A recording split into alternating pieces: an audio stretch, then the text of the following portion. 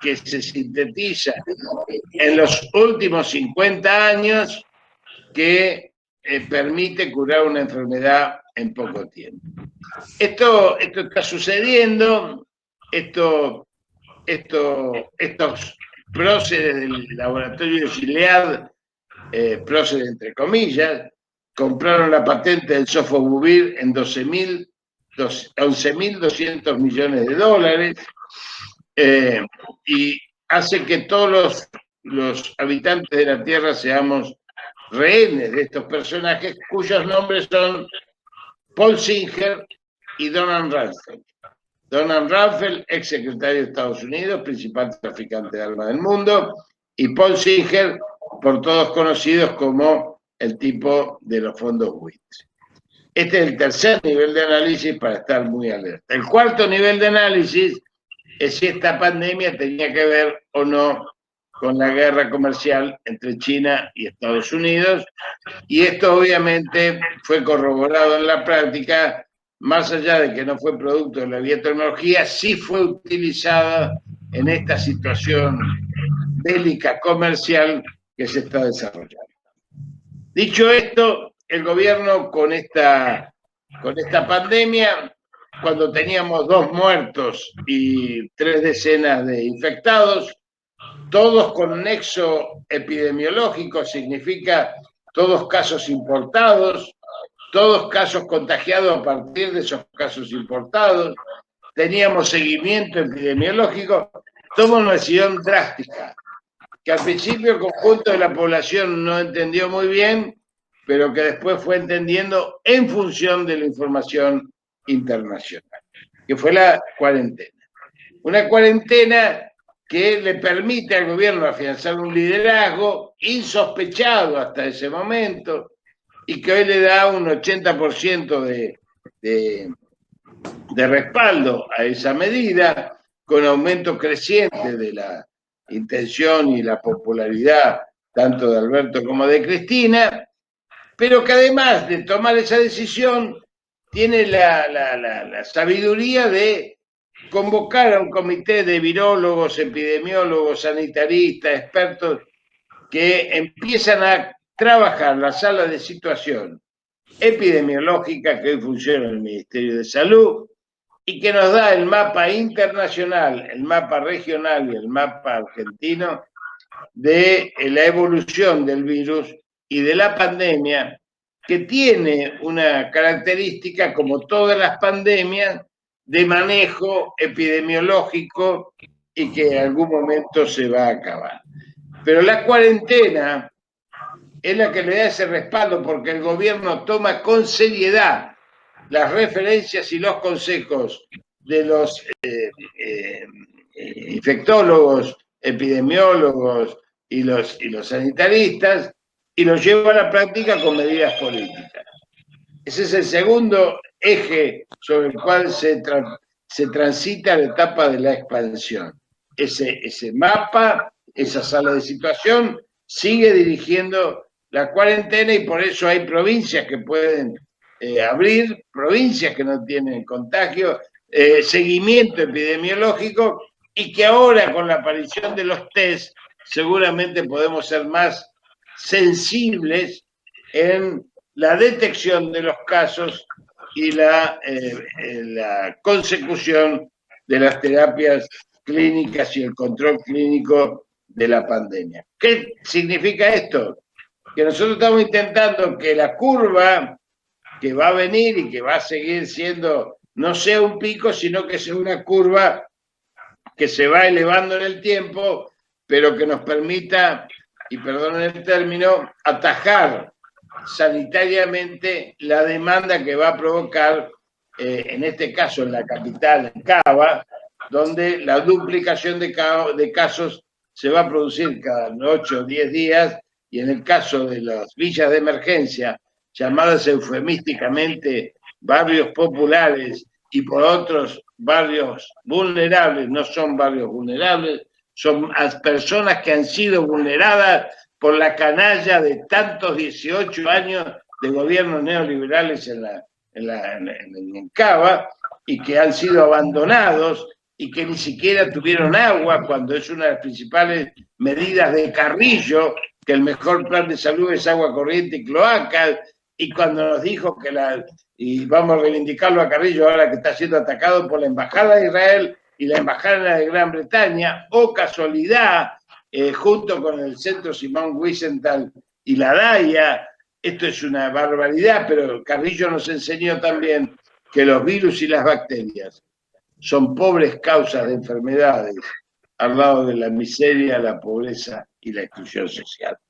Dicho entonces el liderazgo del gobierno, dicho entonces el cuadro epidemiológico, queda una tercer pata de esta etapa de expansión que me parece sumamente valiosa desde la política, que es haber recuperado la conciencia social solidaria después de 4 años de individualismo meritocrático, egoísta, con el cual sembraron el odio y la diáspora social desde el gobierno de Cambiemos.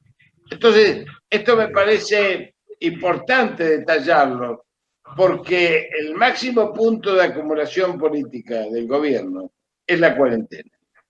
Y el enemigo nos ha declarado la guerra.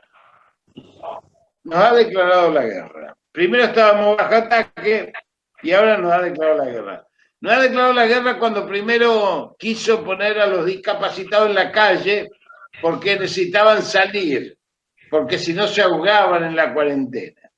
Después quiso que los niños salgan a la calle, como acaba de hacer ahora el gobierno de Cava, y lo hizo el gobierno de Córdoba, que ya tuvo que cerrar otra vez frente a la explosión que está produciendo en la detección de casos serológicos.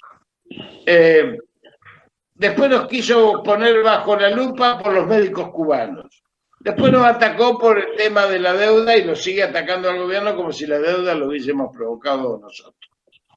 Nos sigue atacando con aquello de que Alberto es una cosa que se puede hablar y Cristina es otra que no se puede hablar. Que Massa es el tipo que en realidad pone el equilibrio. Empieza los medios de comunicación, principal ariete.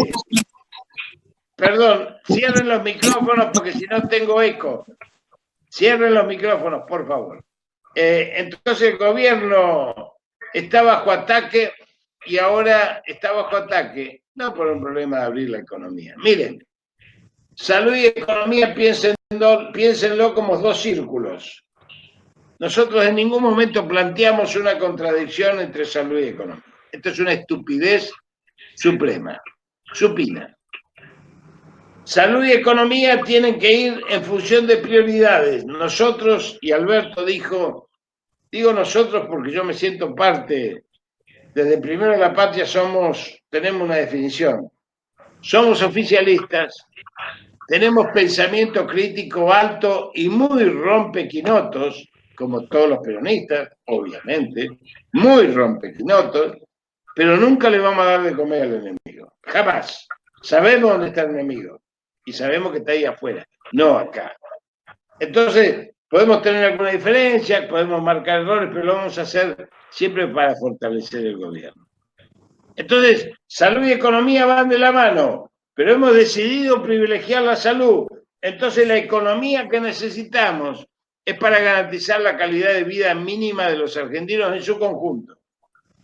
Tanto en su conjunto que a veces nos equivocamos y le damos de comer salarios a los hijos de su madre que nos están atacando, con el cual no solamente absorben salario, sino que además lo quieren sacar del país, como dijo la diputada Vallejo. Entonces, nosotros sabemos que esta complementación de salud y economía no es contradictoria, actividades esenciales, producción de alimentos, producción de medicamentos, fuerzas de seguridad, recolección de residuos, y se va ampliando de a poquito.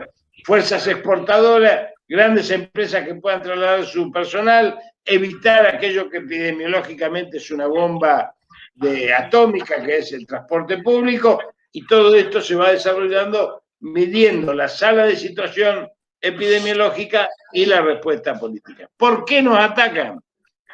Porque este punto de acumulación para los sectores de Cambiemos y las embajadas de Estados Unidos, ahora Inglaterra e Israel se suman, es invivible. Para ellos es invivible porque además los personajes de Cambiemos que tienen territorio saben que no pueden prescindir del gobierno nacional y hoy están sentados en la mesa porque si se van de la mesa se quedan sin apoyo en sus propios territorios. Mientras los sectores que no tienen territorio se transforman en salvajes agresores del imperio sobre el peronismo. Esta es la realidad. Para evitar no solamente la acumulación, sino para deteriorar el gobierno, sino para hablar en Wall Street para que no se acepten las condiciones, que por otra parte, si no se aceptan, mejor para todos nosotros. Yo creo que el mundo va a caer en default, y para terminar voy a hablar de ese tema. Entonces, me da la impresión de que nosotros tenemos que un gobierno que se preparó para una cosa se está enfrentando con otra y tenemos demasiado perrito, digamos, Yoxire, creo que se llama así, y pocos Rottweiler. Tenemos que salir a pelear.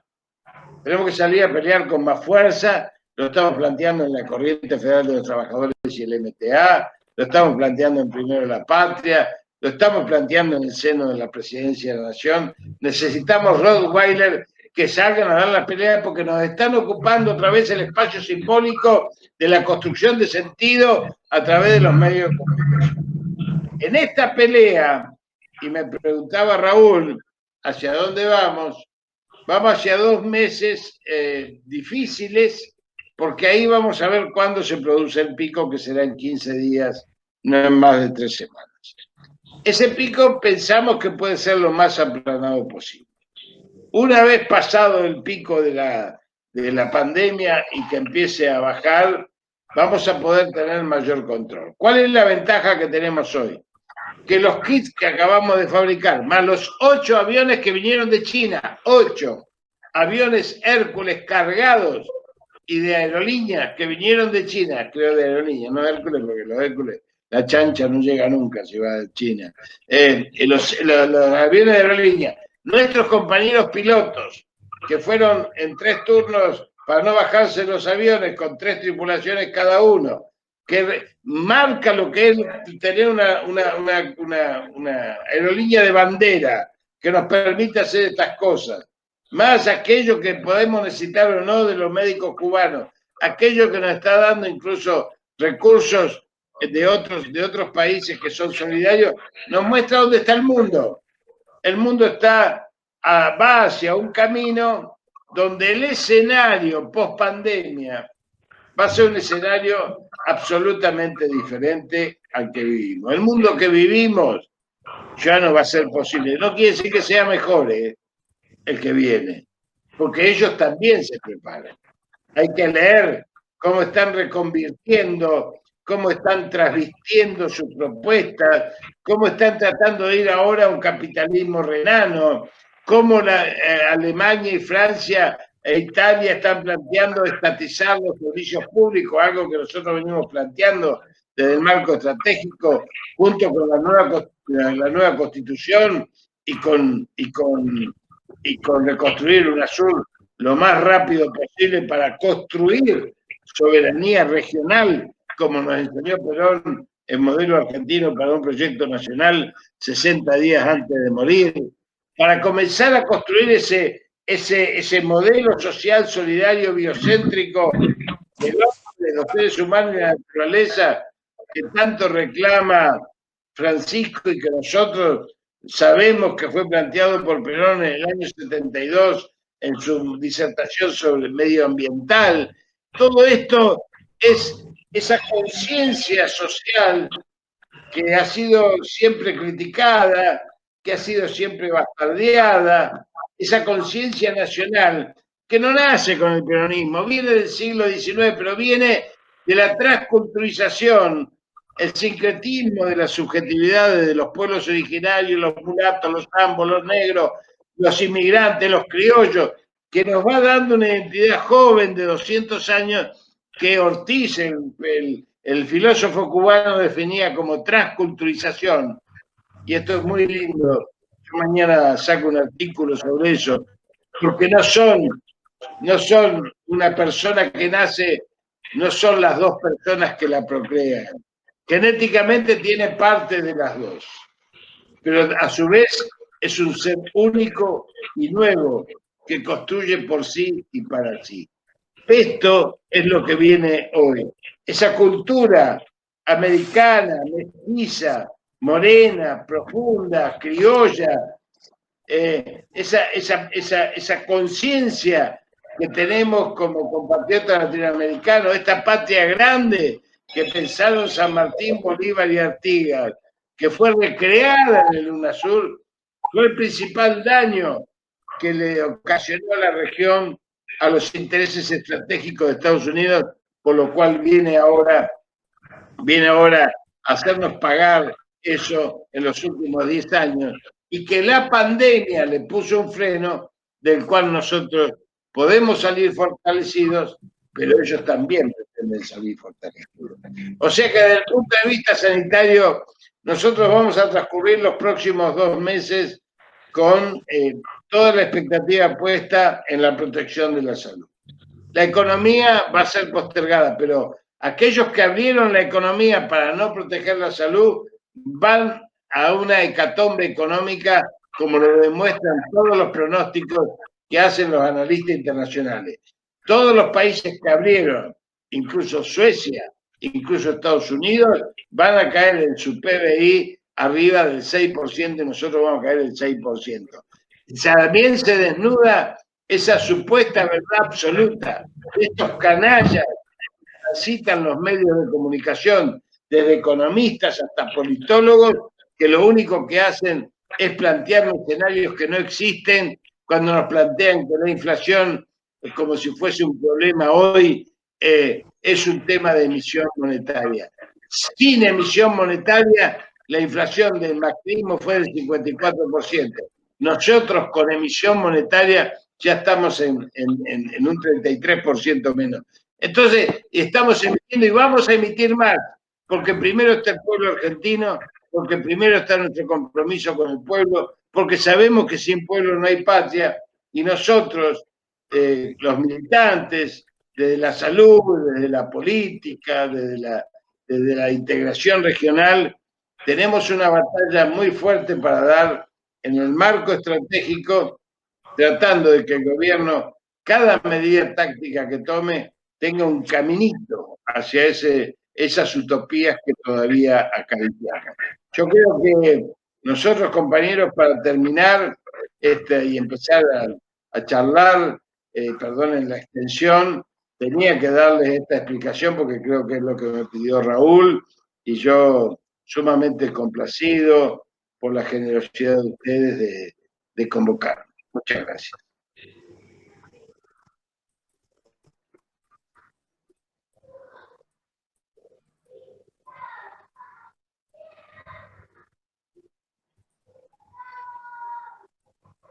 ¿Me escuchan?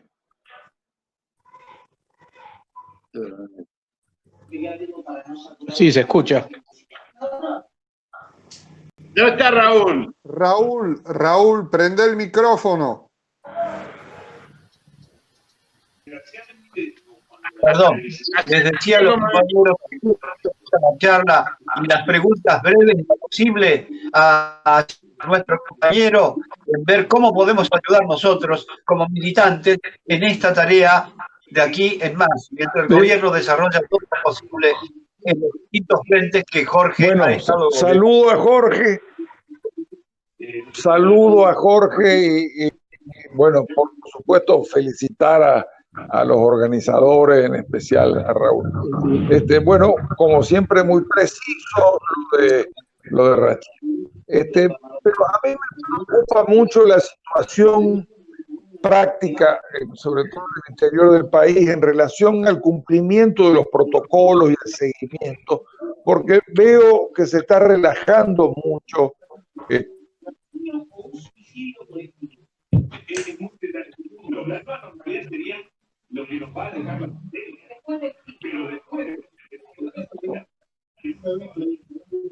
que no hablan tienen que apagar los micrófonos, por favor.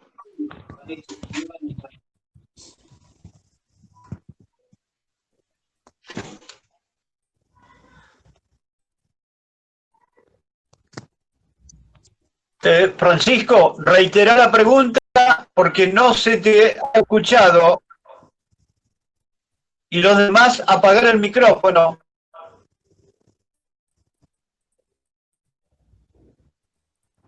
Bueno, ¿se escucha? Toma otra la pregunta y después Francisco se acomoda. Ok. Como ustedes digan, cuando haga falta... Adelante, Francisco, ahora te escuchamos perfecto. Adelante. Bueno, gracias.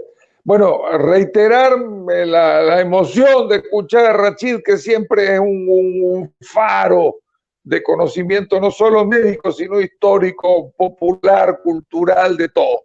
De manera que gracias por la felicitación de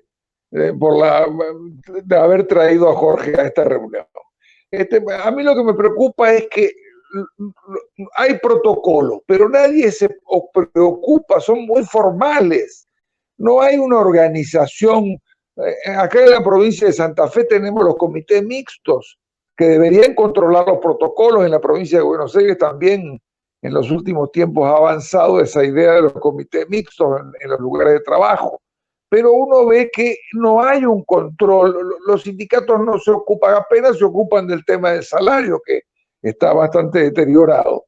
Entonces, de verdad, Jorge, es que sinceramente veo que por arriba vemos que las cosas están teniendo un camino bastante interesante, pero por abajo, en los lugares de trabajo, en muchos lugares, en general, empieza a haber una circulación que es altamente peligrosa, altamente complicada, y la impresión que me da es que eso tampoco puede esperarse todo el gobierno. Tiene que haber por parte nuestra, por parte de los sindicatos, por parte de los comités, por parte de todos los peronistas y de los no peronistas, por parte de todo el mundo, porque esta es una pelea de todo el mundo, mayor control, porque estamos en un momento muy grave en que se está empezando a descontrolar.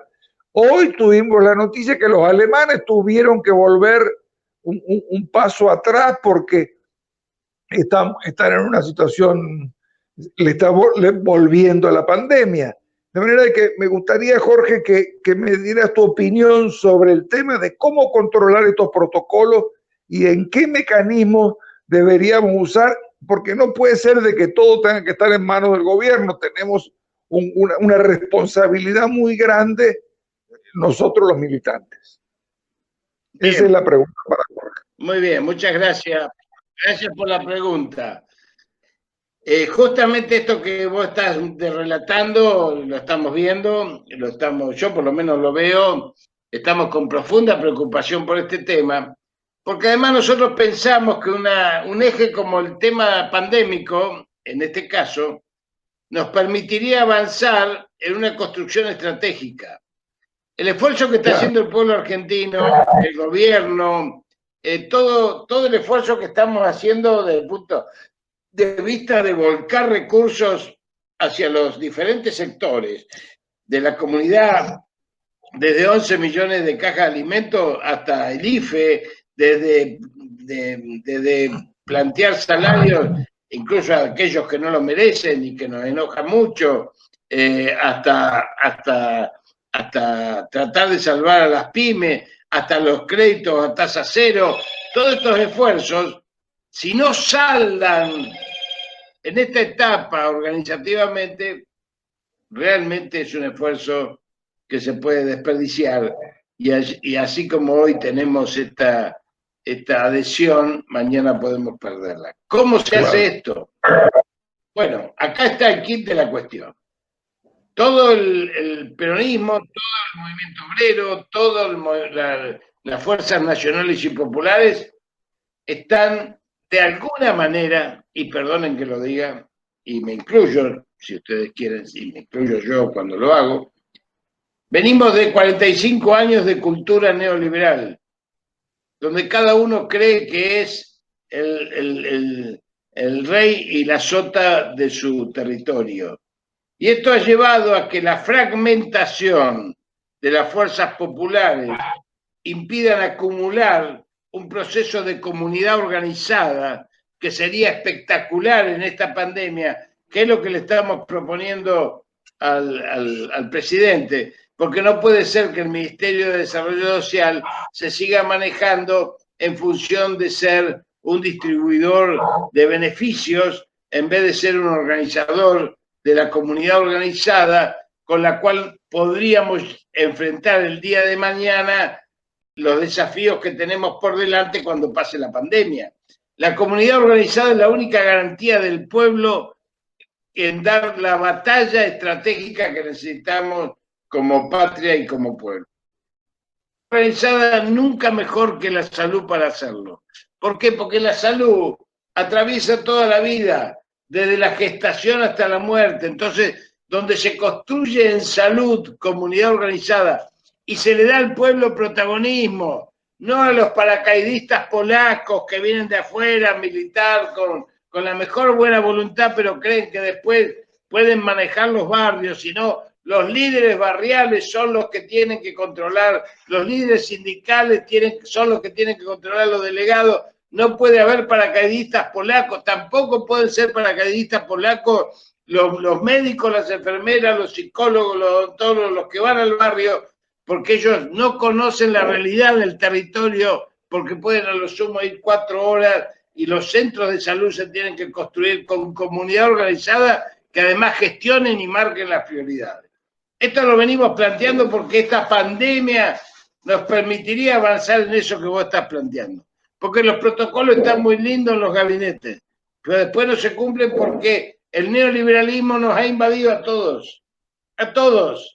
Si no, no tendríamos 18.000 sectores, ni tantas confrontaciones internas, ni gobiernos que están loteados, lo cual implica que se desfleca la política porque hay secretarios que no responden al ministro, sino que responden a otra terminal, ministros que responden a una terminal, subsecretarios que responden. Entonces esto hay que resolverlo. Claro. Nosotros tenemos una batalla cultural contra el neoliberalismo que es muy fuerte.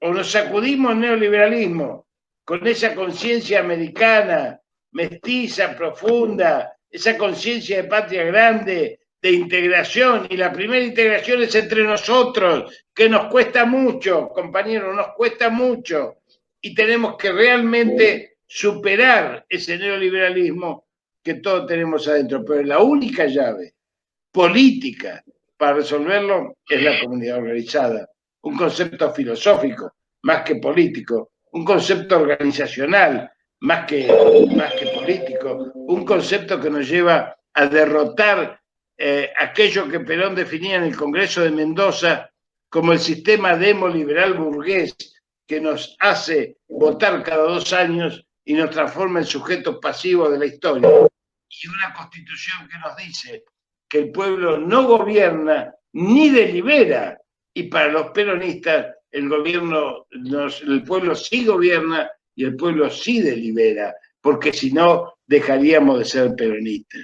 Entonces, desde cambiar la Constitución, y para eso necesitamos comunidad organizada, hasta para que los servicios públicos vuelvan a ser del Estado.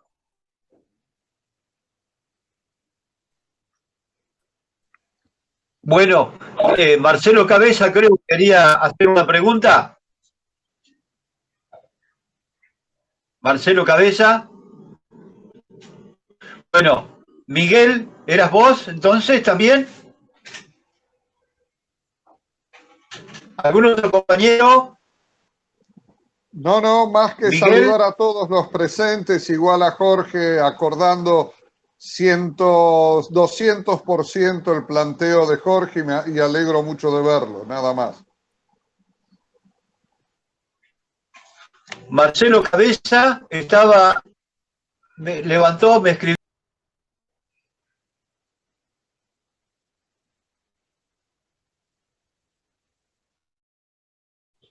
No lo veo a Marcelo entre los asistentes. Debe haber tenido algún problema.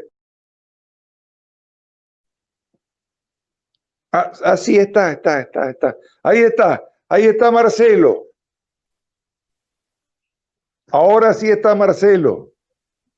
A ver, Pancho, ¿me escuchás? Sí, yo escucho. Te estaba dando la palabra, bueno, Raúl. Entonces, dale, vamos cerrando entonces los micrófonos y al mío. Gracias, compañero. Realmente, Jorge, conocemos tu pensamiento, pero en estas nuevas batallas hay que volver a barajar y dar de nuevo, ¿no? No, simplemente que ojalá sea, por otro lado, lo que decimos, por ejemplo, vos señalás el tema de la conciencia social. Y bueno, muchas veces hemos dicho que a veces el pueblo está delante de los dirigentes. Los dirigentes están muchas veces en estas cosas que vos decías, están administrando sus lotes, están cortando el pasto, lo están alambrando, están organizando su lote. Entonces, pero la conciencia social está acá en los barrios, que uno puede saber, porque estamos en cuarentena, respetándola, pero hay compañeros que salen, que van, o te enterás por las redes, enorme movilización solidaria de compañeros que se ponen a trabajar. Ahí, por ejemplo, la Comisión de Salud del Partido Justicialista acá de Rosario, que vos conocés muy bien y has visitado muchos